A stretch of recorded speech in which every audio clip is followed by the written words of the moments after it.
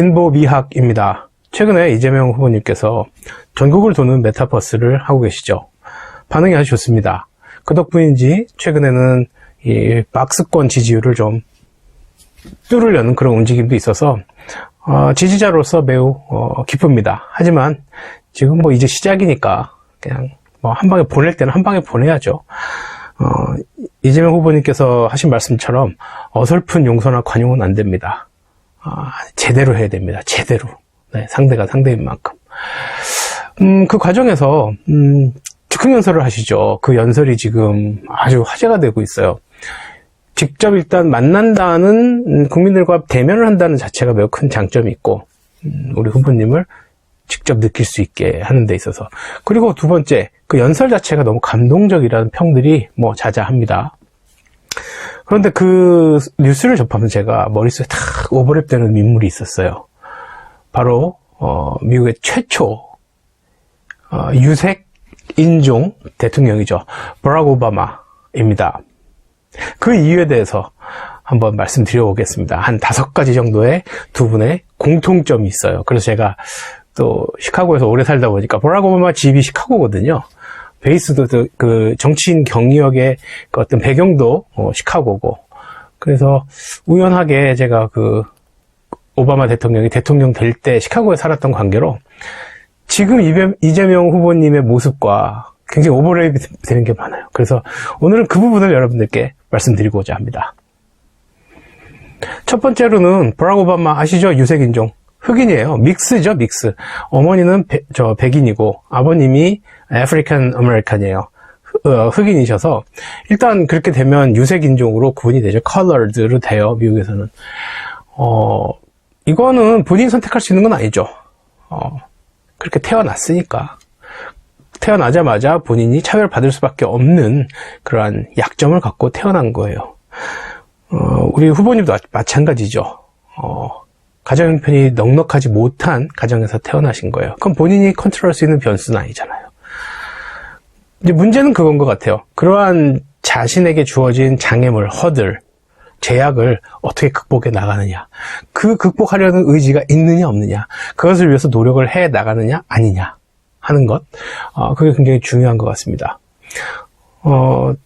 본인이 컨트롤할 수 없는 그런 치명적인 약점을 갖고 태어난 점에서 두 분, 한 분은 지독한 가난, 빈곤, 가정 환경, 매우 어려운 형편 뭐 이런 거고, 한 분은 피부색입니다.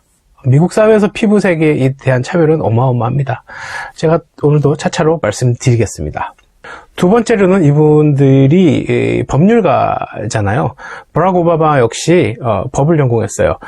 캘리포니아에 있는 소소 컬리지에서 다니다가 2년 다니다가 뉴욕에 있는 컬럼비아 대학교에 가서 법을 전공하고 거기서 공부한 다음에 하버드 로스쿨을 간 거예요. 그 과정은 아무리 미국이라도 그렇게 공부하기가 쉽지 않거든요. 어마어마하게 본인이 노력한 거예요. 그래서 하버드 로스쿨을 마친 다음에는 시카고로 와서 이제 본인의 커리어를 시작하게 됐죠. 우리 후보님 역시 마찬가지입니다. 가정 형편을 돕기 위해서 본인이 더 목표로 하는 더 좋은 학교, 소위 우리나라 사람들이 말하는 좋은 학교에 가고 싶었으나 형님도 도와야 하고 가정도 도와야 했기 때문에 중앙대학교 법학과에 입학을 했죠. 그때 당시에 상당한 장학금 받고 생활비 지원까지 조건이었으니까 이재명 후보님께서는 어떻게 할 수 없는 그 선택밖에 할 수 없는 그런 상황에서 그나마 최선의 선택을 한 것이었습니다. 그래서 두 분 다 상황에 의해서 법을 공부할 수밖에 없었다. 법률가의 길을 갈 수밖에 없었다는 것입니다. 세 번째는 시민운동가라는 점입니다. 이재명 후보는 법대 공부하고 사법연수원 마친 다음에 판사나 검사 가지 않고 바로 변호사로 오픈을 했죠. 그래서 성남을 지역 기반으로 한 시민운동을 했습니다. 사람들의 인권을 보호해주는 그러한 시민운동을 하는 변호사의 역할을 성남을 배경으로 했죠. 오바마 역시 마찬가지입니다.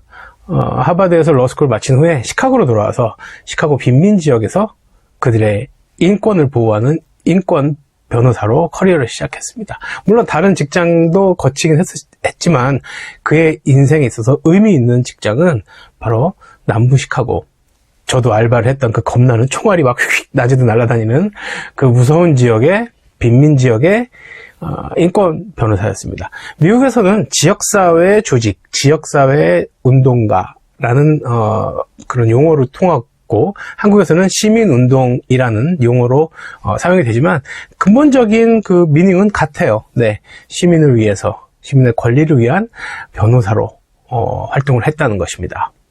네 번째로는 두 분 다 연설을 너무 잘한다는 거예요. 우리 이재명 후보님의 연설 실력이 최근에 빛을 발하고 있죠.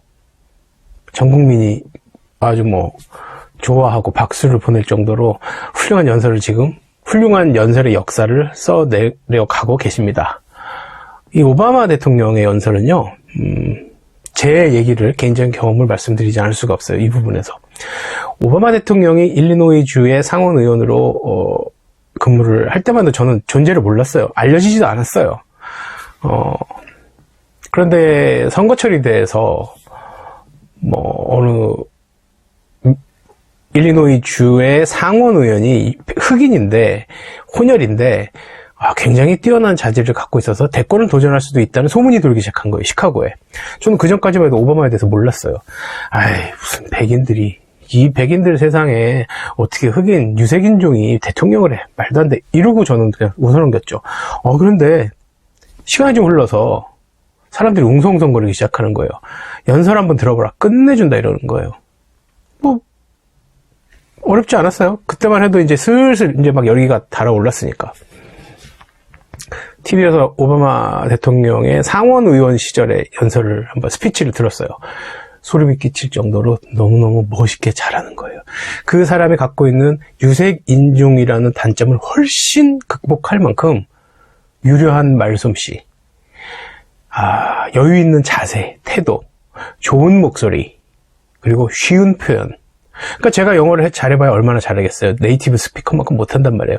근데 제가 듣기에도 충분히 이해되는 쉬운 단어들과 구문들로 너무너무 또박또박한 쉬운 표현을 해주니까 거기에 빠져드는 거지. 그렇게 해서 저는 이 오바마 대통령이 대통령이 그 당시 상원에서 대통령이 되고 그 전에 막 지역에서 바람을 불러 일으킨 데는 이 오바마 대통령의 스피치, 독특한 스피치, 큰 몫을 차지했다고 봅니다. 그래서 최근에 우리 이재명 후보님의 전국을 돌면서 하는 이 스피치, 연설, 바람 일으키는 것, 저는 아주 긍정적이라고 봅니다. 두 분이 정말 연설 잘하세요. 자, 마지막 다섯 번째는 상대방을 배려하는 정치를 한다는 거예요. 오바마 대통령이 처음에 대통령 됐을 때 난리였어요. 흑인 동네에서는 총을 쏘면서 난리가 났어요. 그러니까 하늘로 쏘면서, 사람을 향해서 쏘는 게 아니고 이제 자기들 세상이 된다는 거예요. 미국 사회에서 이 유색인종이 대통령 된다는 건 이건 말도 안 되는 거예요. 근데 일어난 거예요. 드디어 우리가 백인들에게 짓눌렸던 이런 한을 풀 수 있는 기회가 됐다. 우리 흑인 대통령이 탄생했다. 난리가 난 거예요.